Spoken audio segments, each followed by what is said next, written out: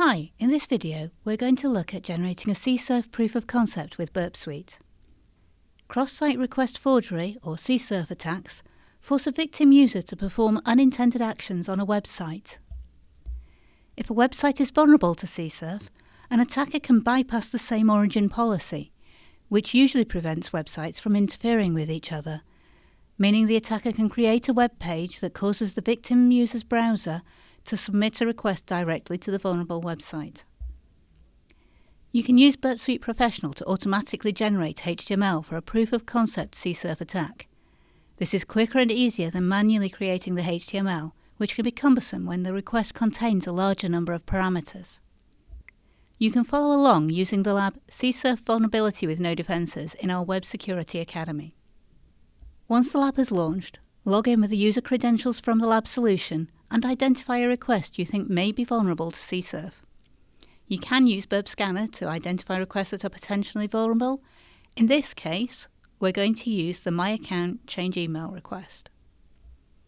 Right-click the request and select Engagement Tools, Generate CSRF POC. A dialog opens with the HTML based on the selected request. In the HTML, you can edit the values in the fields you want to change in the proof of concept attack. We're just going to change the email address here. Click Copy HTML to copy the HTML to your clipboard, and then paste the HTML into a web page. If you're using the lab, paste the HTML into the exploit server. View the web page in a browser that's logged into the vulnerable website. So in the lab, we can click on View Exploit from the browser where you logged into the application. Review the response in your browser and Burp's Proxy HTTP History tab to see whether the desired action has occurred. Here we can see the user's email address has been updated.